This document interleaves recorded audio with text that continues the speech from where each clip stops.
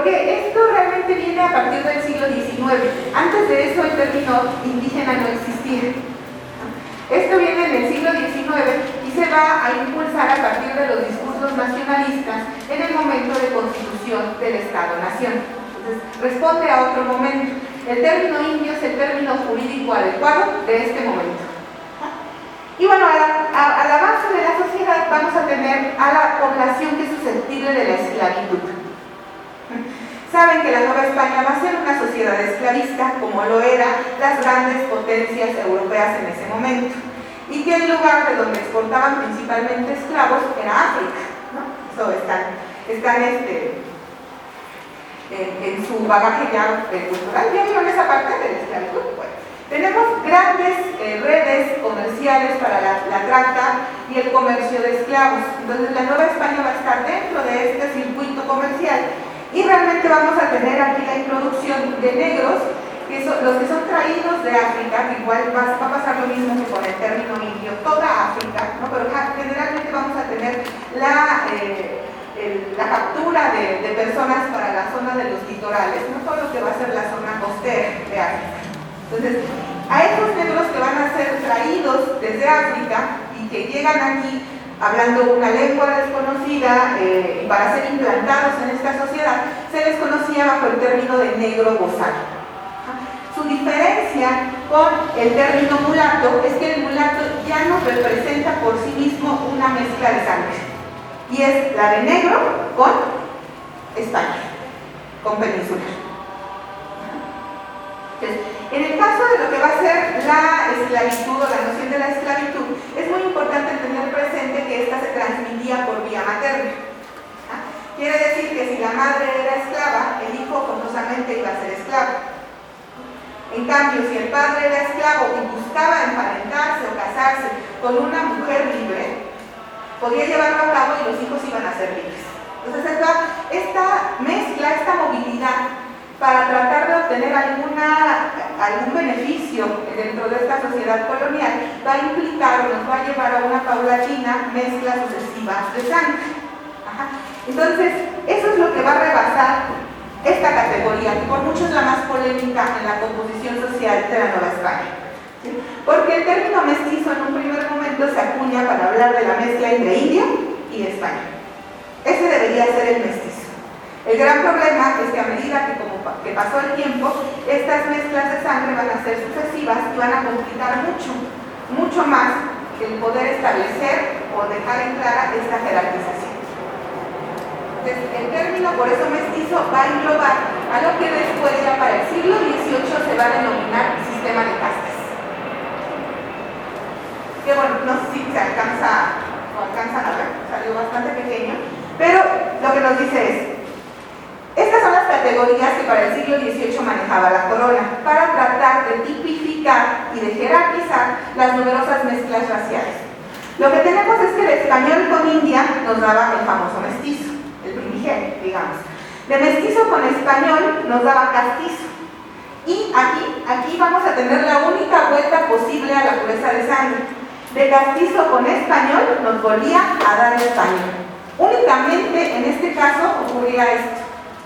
Y bueno, nos tomaba 3 generaciones volver a tener la sangre pura.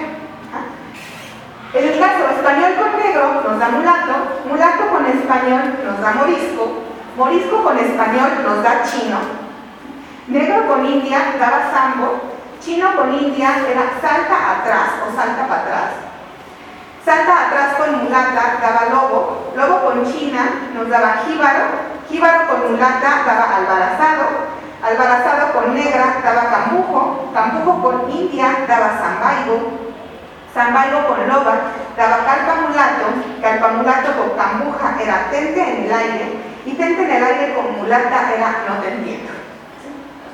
Esa, como pueden ver, realmente nos habla de la complejidad que representó para la corona el mantener la jerarquización de las mezclas raciales. Porque obviamente era mucho más fácil ordenar estamentalmente a los grupos de sangre pura, peninsulares, criollos, indios, negros. Entonces el gran problema va a empezar cuando inicie este mestizaje, que realmente para la Nueva España va a ser sumamente activo. Y bueno, esta noción de intentar representar y dar incluso a conocer al monarca, las diferentes mezclas raciales, va a dar por sí mismo un tipo de arte que va a ser muy popular y que se denominaron los cuadros de castas. Que bueno, aquí tienen un ejemplo en el cuadro anterior. Los cuadros de casta son series de pinturas en donde representan las mezclas raciales. Entonces estas se hicieron muy populares y se exportaron hacia Europa durante todo el siglo XVIII. Entonces, estos elementos son muy importantes para darnos la noción de cómo es que estuvo estructurada la sociedad colonial. Obviamente la sociedad colonial, que responde a ser estamental, ser corporativa y ser jerárquica, va a actuar también en torno a un principio de gobierno que está regido por la monarquía. Eso lo deben ya saber, estamos hablando de las grandes monarquías cristianas, en donde el rey es rey por derecho divino. Entonces, en el discurso político, lo que va a ser la organización administrativa de estos territorios va a responder a la estructura de un virreinato, donde ustedes saben que el virrey está a la cabeza y el virrey era considerado el alter ego del monarca, es la viva imagen del rey. Él va a estar a la cabeza de estos territorios y se va a apoyar en un montón de cuerpos sociales con capacidades jurídicas y políticas para poder llevar a cabo el gobierno del territorio. Por eso es que es importante, muy importante tener presente la noción del corporativismo. Por ejemplo, dentro de este panorama de lo que va a ser la cultura política de la monarquía, siempre vamos a tener presente la noción de un término que a lo mejor les es bastante familiar, que es el de república. ¿Han escuchado el término república? ¿Qué significa?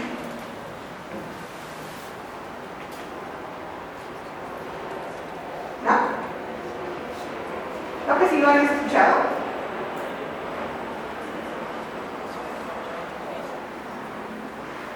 ¿Sí? Un conjunto de personas. Ahorita el término república nos alude a la nación, ¿o no?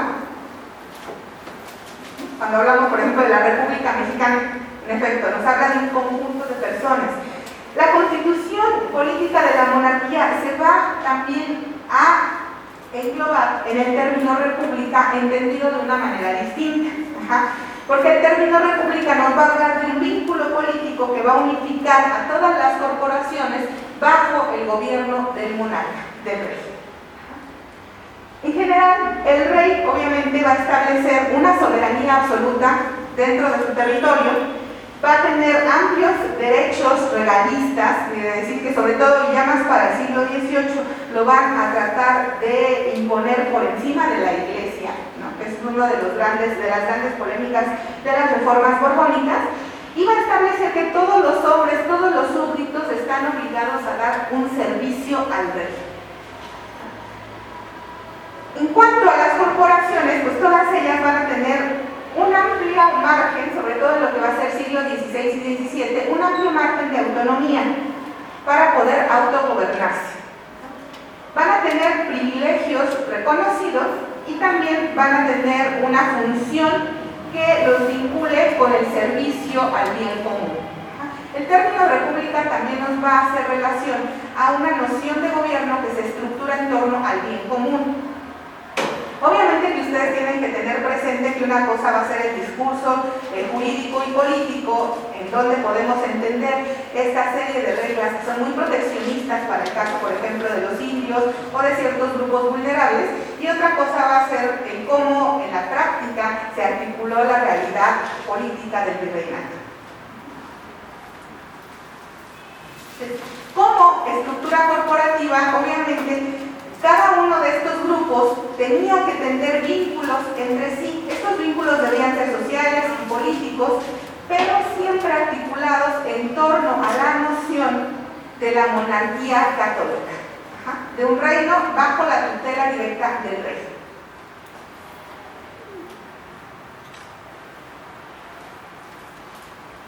Dentro de todo esto, una de las instituciones que va a jugar un papel fundamental desde el inicio del descubrimiento de estos territorios va a ser la Iglesia. Sabrán que cuando viene la carrera, digamos, por el descubrimiento de los nuevos circuitos comerciales, que es cuando Colón finalmente cree haber descubierto un nuevo camino hacia la India, la que va a jugar un papel preponderante para legitimar el derecho que tenía cada uno de los reyes a los territorios que estaban recién descubriendo va a ser la Iglesia. ¿Y quién está a la cabeza de la Iglesia? El Papa. En efecto. El Papa, a través de una serie de documentos que se denominan bulas, hizo la concesión a los monarcas hispanos, en este caso los reyes católicos, de todos los territorios descubiertos o por descubrir que se encontrasen por Occidente y que no le pertenecieran a ningún príncipe cristiano, bajo la única condición de que llevaran a cabo la evangelización de los pobladores de los territorios descubiertos. Es por eso que la conversión de los nativos, de los naturales de este territorio, va a ser fundamental para legitimar el nuevo gobierno, la nueva sociedad y en general la dominación colonial durante 300 años.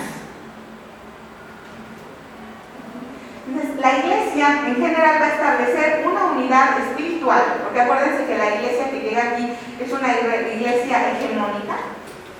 No hay libertad de cultos, ni siquiera se piensa en este momento. Y también es una iglesia que a través de sus propios cuerpos eclesiásticos, sus propios sectores del clero, va a propiciar la fundación de un montón de iglesias, conventos, doctrinas, para poder impulsar y mantener bajo control la conversión de los indios americanos. Dentro de esta noción de la Iglesia siempre va a estar presente la noción del patrocinio, del protectorado. Muy importante va a ser que después de culminar la época dorada de la evangelización, va a crearse todo un discurso que va a exaltar que en este territorio se proliferaron los milagros, apariciones. Y bueno, estamos familiarizados con la tradición en torno a la Virgen de Guadalupe, ¿no? Que lo marca en fechas muy tempranas, siglo XVI. Realmente el libro que escribe Miguel Sánchez, donde narra toda la tradición de la Virgen de Guadalupe, es decir, todos estos discursos que exaltan que en este territorio han sucedido milagros, apariciones, curaciones, la vida de hombres ejemplares, etc. Porque era muy importante en el siglo XVII tratar de crear a través de estos discursos una noción de un territorio sacralizado por Dios, que lo pusiera a la par del viejo mundo. Entonces, dentro de lo que va a ser la Iglesia, obviamente nos vamos a encontrar con esta noción hegemónica, quiere decir que saben que la Iglesia también perseguía aquellas transgresiones a la fe a través de sus distintos tribunales, y es una iglesia que responde también a una estructura jurídica que va a hacer posible llevar a cabo la gran empresa de la evangelización.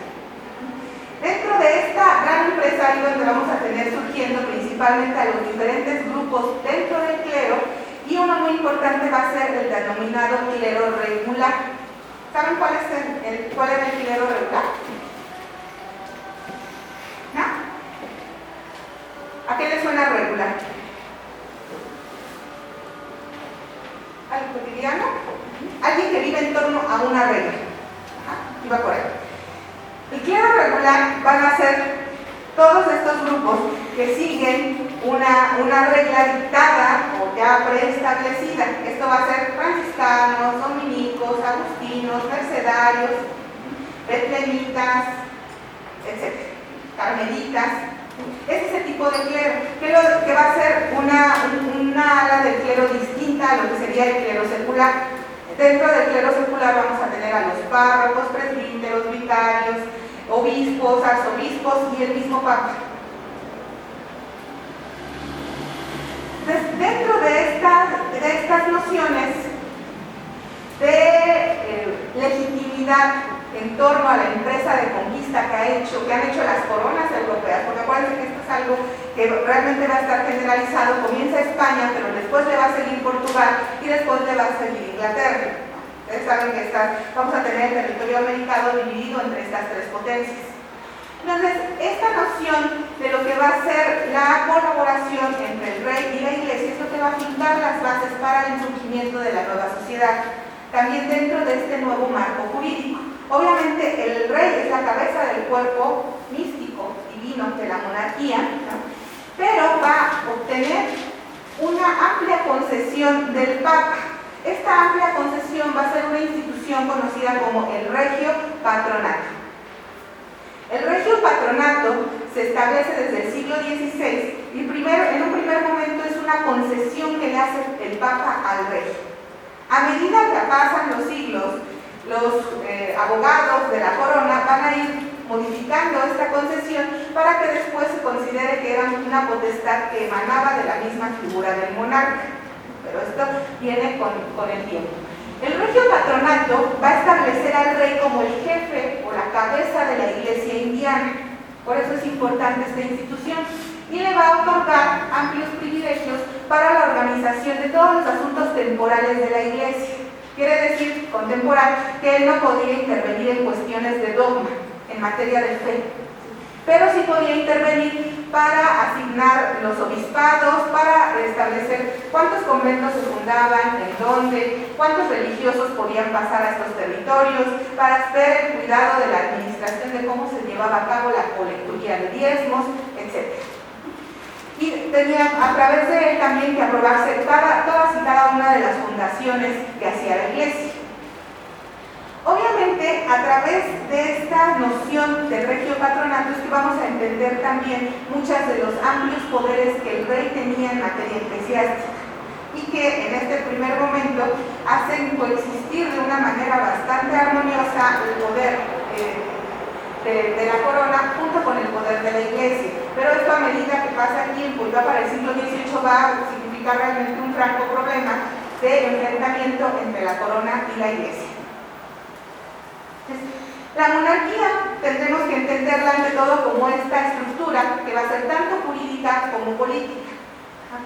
La monarquía nos va a establecer una unidad temporal que obviamente es la figura del rey y tiene toda una fragmentación institucional que lo hace funcionar.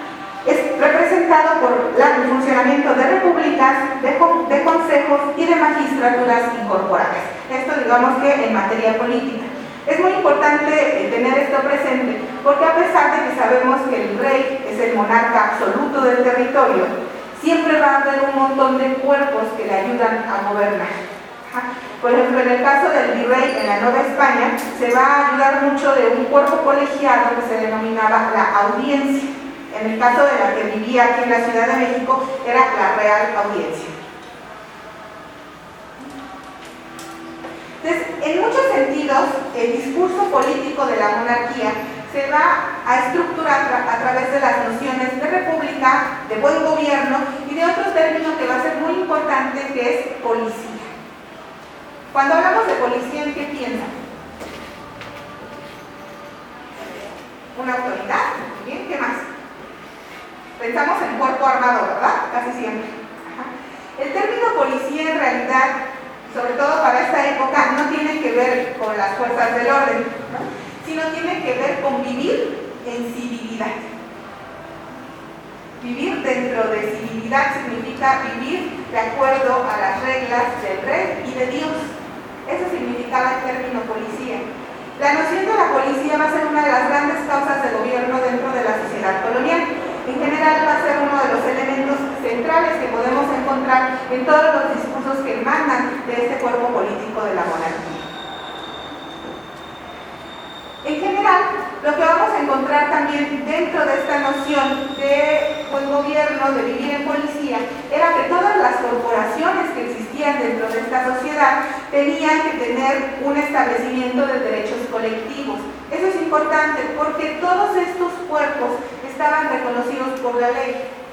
No es como ahorita que estas asociaciones tal vez podrían ser sindicatos o grupos no gubernamentales. En este momento todo está vinculado por la ley y todo actúa de acuerdo a derecho. Entonces, en este caso, estos derechos colectivos eran derechos que se ganaban a través de múltiples privilegios y que les posibilitaban una representación. Una representación ante las autoridades, ante los propios vecinos, y también les brindaban un amplio margen de autonomía para autogobernar sobre todo sus bienes. Eso va a ser un elemento muy importante que vamos a estar encontrando dentro de la sociedad colonial. Por ejemplo, en el caso de los cuerpos religiosos más importantes, vamos a tener las llamadas cofradías. ¿Han escuchado de las cofradías? ¿No? ¿Alguna vez han escuchado el término mayordomía? ¿No? ¿Mayordomo? Sí. Para hacer referencia a un esclavo. No. El término, por ejemplo, les preguntaba por mayordomía, porque por ejemplo ahorita si ustedes van a la zona de Xochimilco y todas estas regiones, hay una festividad que es muy famosa que es la del Niñopa. No sé si han escuchado esta devoción. Sí. Es un niño Dios al que se le rinde culto principalmente en diciembre.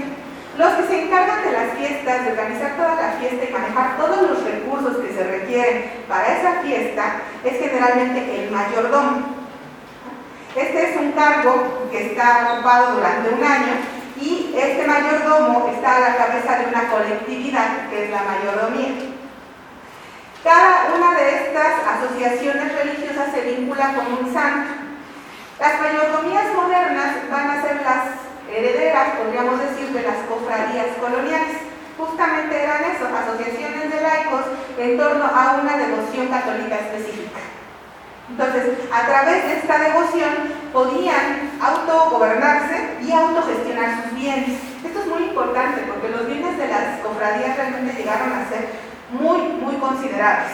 Tanto así que la corona finalmente va a podríamos decir a secuestrar, pero bueno, ellos lo llamaron la consolidación de los vales reales, en donde en el siglo XVIII le quitan todos los bienes a las cofradías para nutrir las arcas de la corona. Realmente eran cuantiosos y muy importantes. Pero este tipo de colectividades justamente nos habla de la capacidad que tenía la sociedad colonial para autogobernarse a través de este sistema corporativo. Y obviamente vinculándose con una noción muy importante que va a estar dentro de esta sociedad de antiguo régimen, que es el llamado privilegio. Cuando hablamos de privilegio, ¿en qué piensan?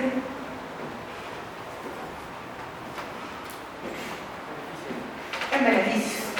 ¿En beneficios que tienen todos? Beneficios específicos para ciertas partes de la población.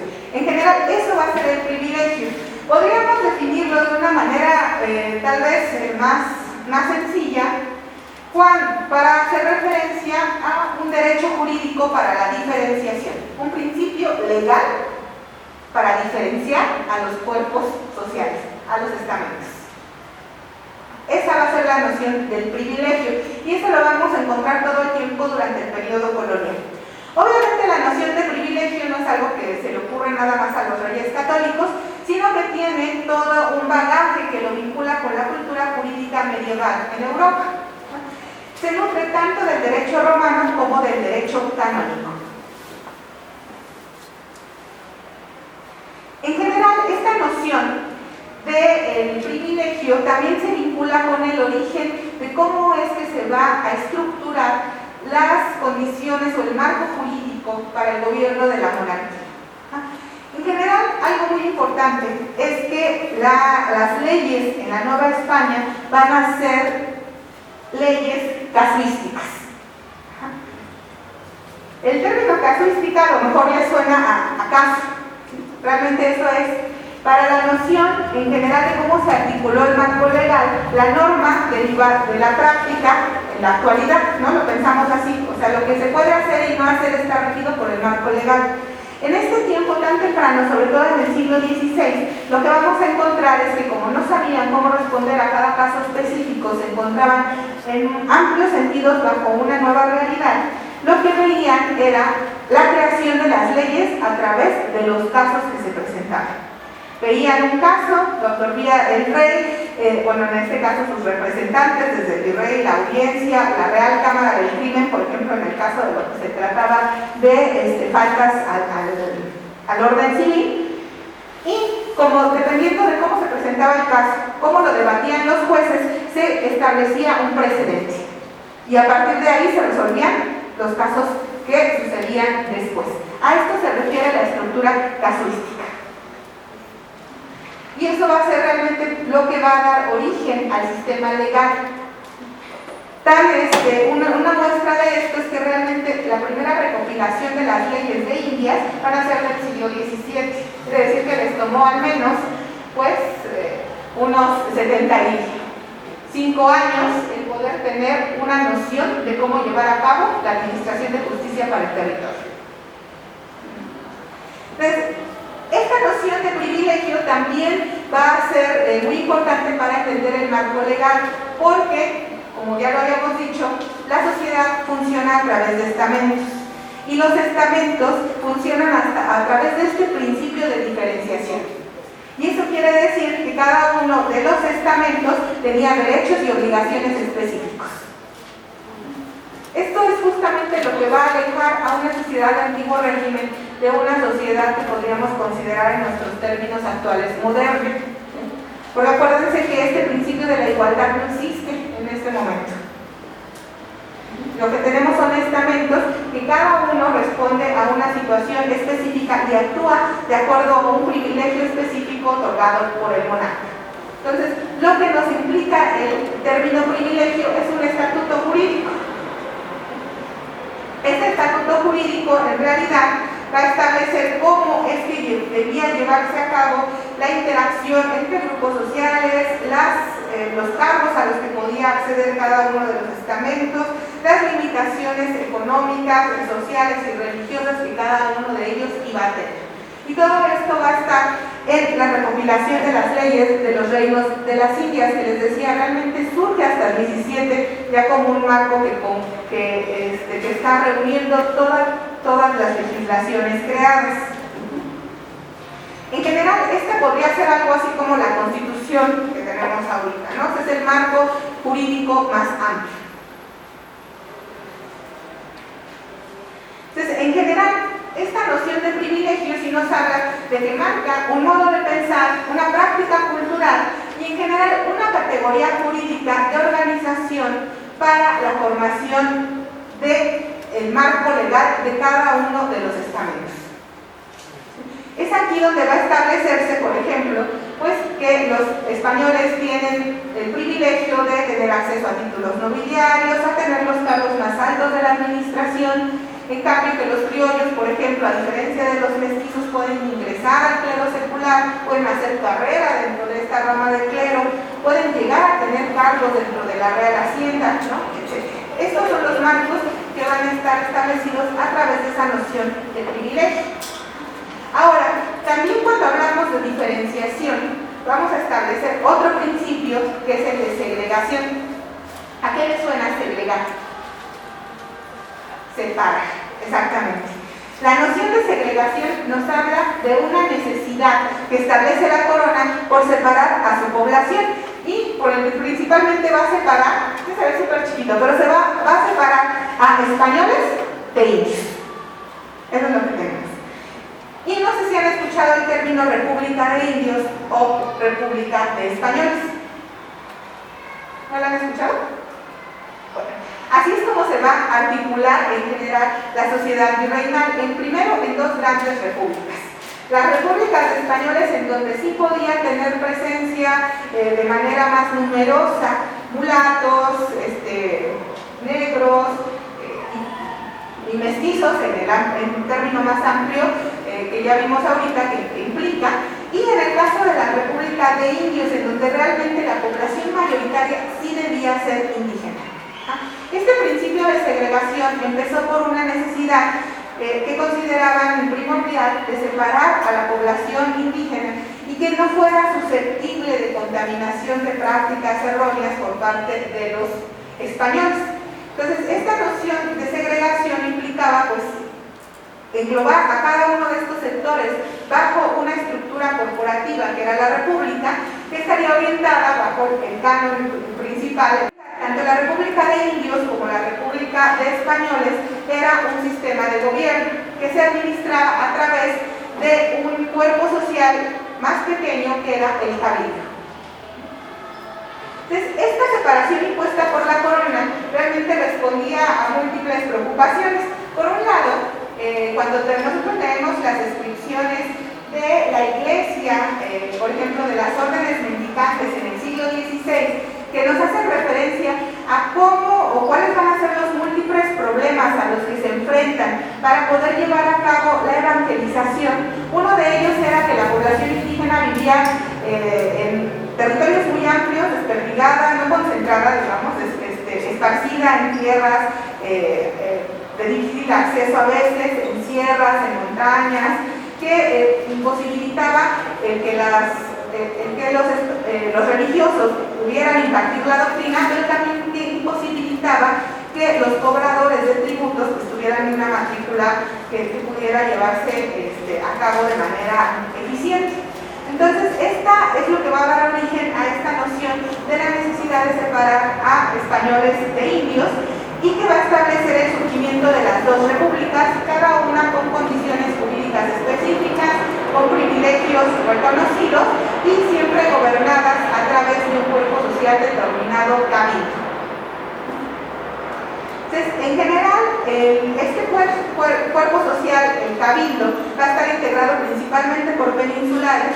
Ya para finales del siglo XVII comenzamos a encontrar criollos y la gran mayoría de ellos pertenecían a un grupo aún más reducido que es la nobleza.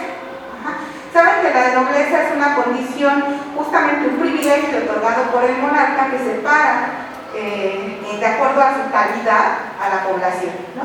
En el caso de la nobleza que tenemos aquí, realmente va a ser la nobleza baja, ¿no? la parte de los hidalgos, que era la parte más baja de la nobleza, pero finalmente nobleza al fin, y se va a reconocer en dos sectores principalmente, en el caso de los españoles y en el caso de los indios. A los indios también se les va a reconocer el estatus de nobleza para aquellos estirpes que venían de las diferentes ramas gobernantes de cada localidad. Obviamente no todos van a ser tan famosos como los Montezuma, pero cada una de las regiones se les va a reconocer un estatuto de nobleza a los que van a ser los gobernantes.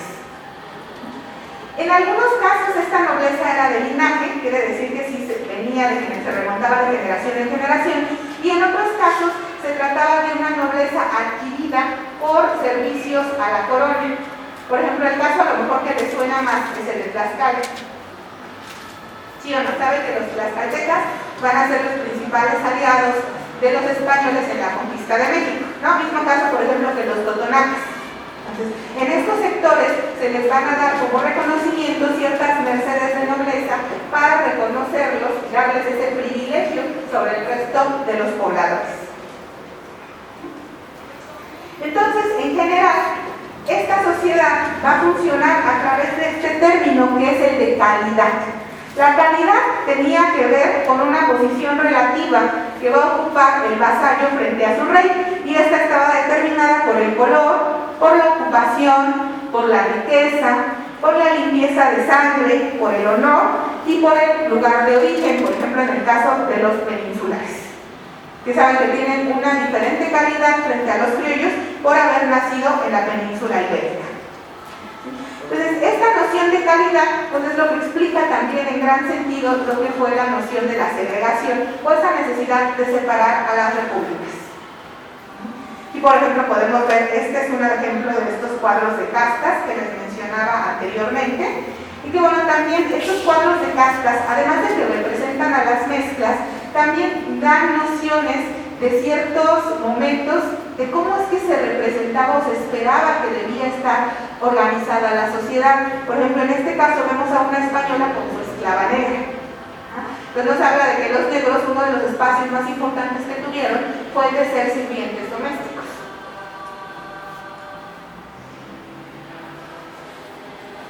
Entonces, esta separación también se debió en torno a la concreción de la noción del término indio. Este término que les decía ahorita, ya habíamos hablado de que es un término que habla de todos los naturales de los territorios americanos, es un término que realmente fue bastante complicado de elaborar y sobre todo de revestir de una naturaleza legal. Los indios van a ser reconocidos como súbditos, pero tutelados de la corona. ¿A qué les suena el término tutelado?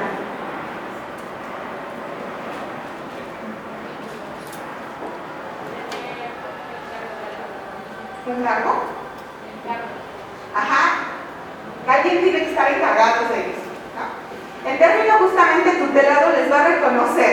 que ellos necesitan la tutela constante del monarca. El que los hayan reconocido como súbditos tutelados realmente es algo muy importante.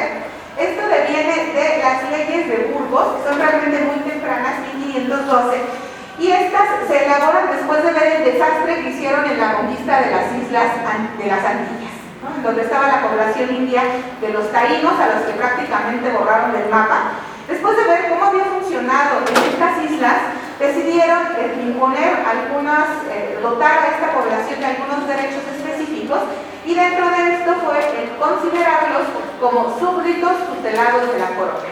Cuando se les reconoce así, se establece de inmediato que ellos no pueden ser esclavos y se les otorgan una serie de derechos específicos.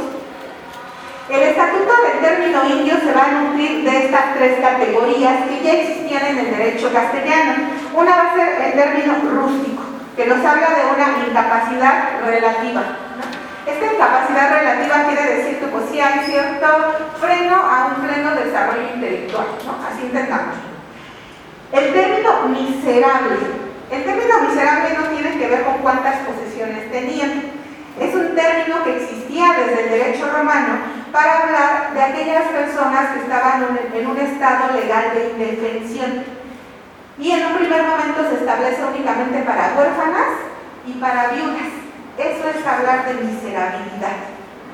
Cuando se le otorga al indio la categoría de miserable, realmente se está otorgando un amplio privilegio para este sector.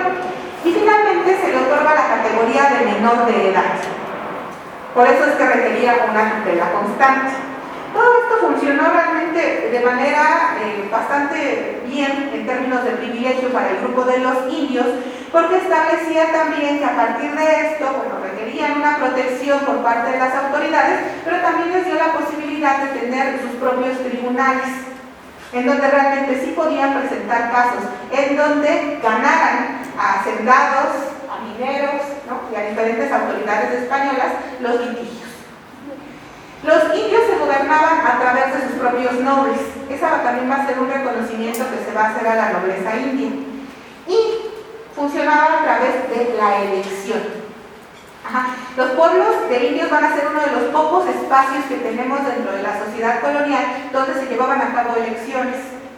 Estas funcionaban de manera anual, siempre se hacían entre diciembre y enero, se llevaban a cabo en las casas de comunidad, que son las casas de gobierno de cada pueblo, y tenían que estar presente el cura, al menos el sacerdote o el prior del convento como observador, y todas estas elecciones debían ser ratificadas por la Real Audiencia.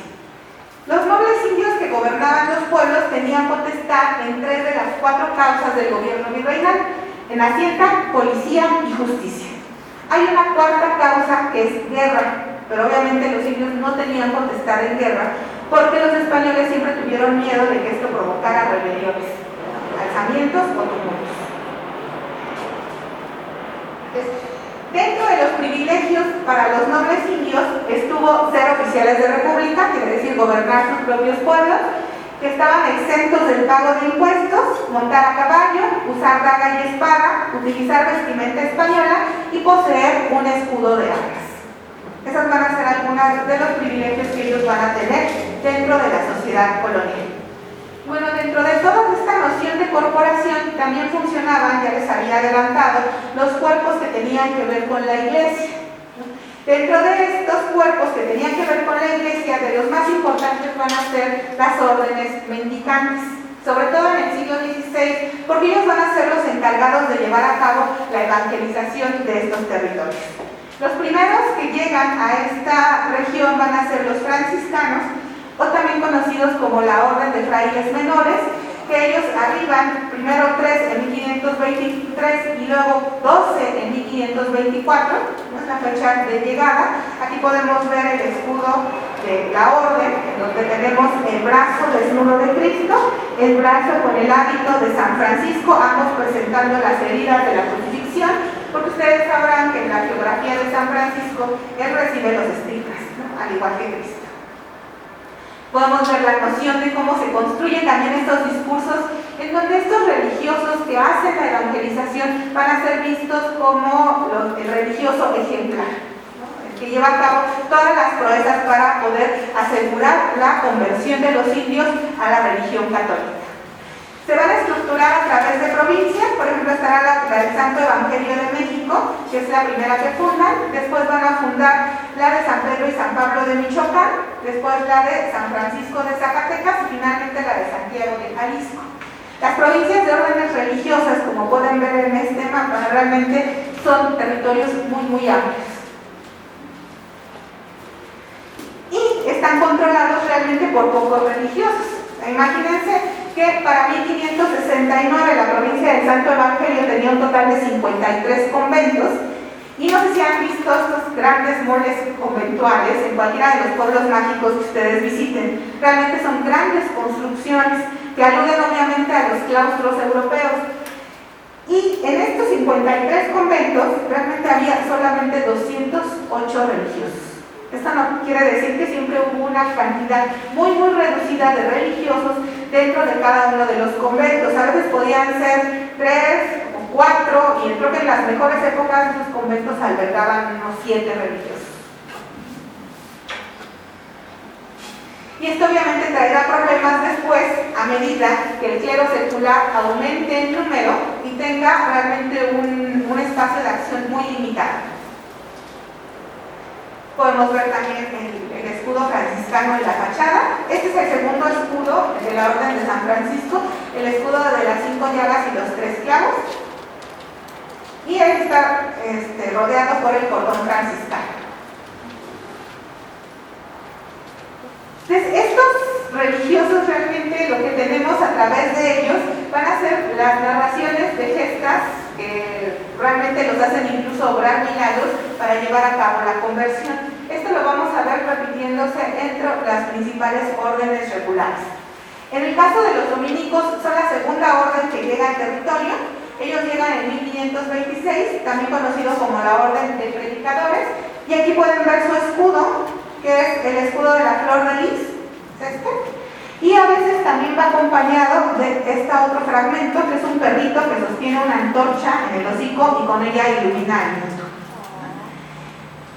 Estas son las provincias que van a fundar los dominicos: la provincia de Santiago de México, de los Santos Ángeles de Puebla, de San Hipólito Mártir de Oaxaca y de San Vicente de Chiapas y Guatemala, aunque realmente ni Chiapas ni Guatemala van a pertenecer a la Nueva España, sino pertenecen a la Capitanía General de Guatemala. Tenemos al fundador de esta orden, Santo Domingo de Guzmán. Y el tercer grupo en llegar van a ser los agustinos. Es la Orden de San Agustín. Ellos llegan en 1533. Este es el escudo que ellos llevan. Saben que San Agustín realmente no fue fundador de manera voluntaria de ninguna orden religiosa, sino que todos sus escritos se tomaron como las bases para la vida en comunidad. Entonces, él realmente escribía, fue un gran doctor de la Iglesia, escribía en torno a lo que va a ser la herejía, sobre todo las bases del gobierno de Dios en la tierra, que se conoce como la ciudad de Dios. Estas son las provincias que va a fundar: Santísimo Nombre de Jesús de México y San Nicolás de Tolentino de Michoacán. Aquí tenemos una de las representaciones más típicas de San Agustín. Tiene la dignidad de obispo, como lo pueden ver ahí a través de la mitra, porque él en su vida fue obispo de Hipona. Vemos el escudo agustino. A veces puede estar acompañado de agua atrás, por ejemplo este que podemos ver aquí, y esto alude al tránsito de los agustinos hacia el Nuevo Mundo.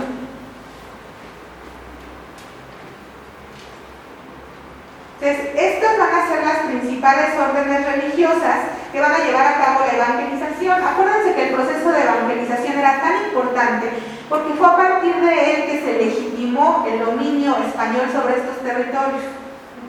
Es realmente a través de esto que tenemos el establecimiento de una guerra justa para dominar a los indios. Y obviamente, como parte de la importancia que revestía este programa de evangelización, vamos a tener episodios como estos, ¿no? En donde está Fray Juan de Moya, que es uno de los primeros agustinos que llega a evangelizar.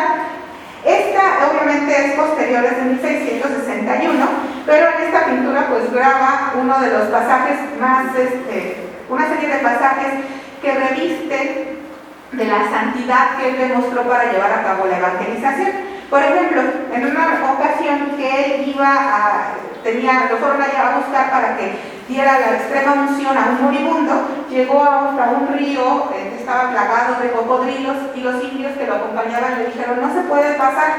Entonces él, pues decidido, llamó un cocodrilo, el cocodrilo fue, él se subió y el cocodrilo lo llevó al otro lado, ¿no? Para que pudiera llevar a administrar el sacramento. En otra ocasión, en que estaban transitando por regiones muy ásperas y agrestes, los indios que lo acompañaban morían de sed. Él les dijo: no se preocupen, con su bastón golpeó el suelo y de ahí ganó una fuente de agua. Y en una tercera ocasión, estando en presencia de un español y su esclavo negro, levitó, ¿no? Mientras hacía la oración. Estos son el tipo de elementos que se vinculan con la vida de los primeros evangelizadores. Acuérdense que aquí más importante de pensar si levitó o no levitó Fray Juan de Moya, realmente lo que tenemos que pensar era el poder que tenía el discurso de decir que realmente lo revestía esta santidad. Es ahí donde va a descansar el impulso y la legitimidad de la empresa de la evangelización para la Nueva España. Bueno, ahí es un acercamiento a cada una de estas escenas. Ejemplares, como va a ser el caso de Fray Alonso de la Veracruz. Él es de los primeros catedráticos de la Real Universidad de México y escribe mucho en torno a los grandes debates de la guerra justa. ¿Era o no era justo que los españoles hubieran conquistado e impuesto un gobierno sobre los indios? Ahorita, obviamente, nada de nuestro discurso nacionalista diríamos que sí es una polémica muy importante, porque pues marca la desestructuración de las antiguas sociedades. Obviamente esto es algo que debatirlo en el siglo XVI pues era no bien visto por la corona, sin duda, ¿no? Colocaba a aquellos que enarbolaban este tipo de discurso en una situación bastante polémica, pero Fray Alonso de la Veracruz, junto con otros religiosos como Bartolomé de las Casas, van a ser de los principales baluartes que van a establecer la necesidad de debatir si hubo o no hubo derecho dentro de la dominación que hicieron los españoles sobre los indios. Es lo que se denominaba la guerra justa.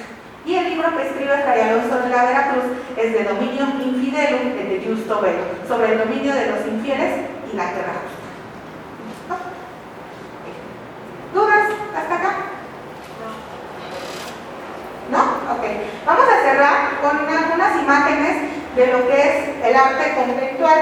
El arte conventual, que es el arte del siglo XVI, es un arte que ante todo es híbrido. ¿A qué le suena híbrido? De al menos una mezcla de al menos dos cosas, ¿no?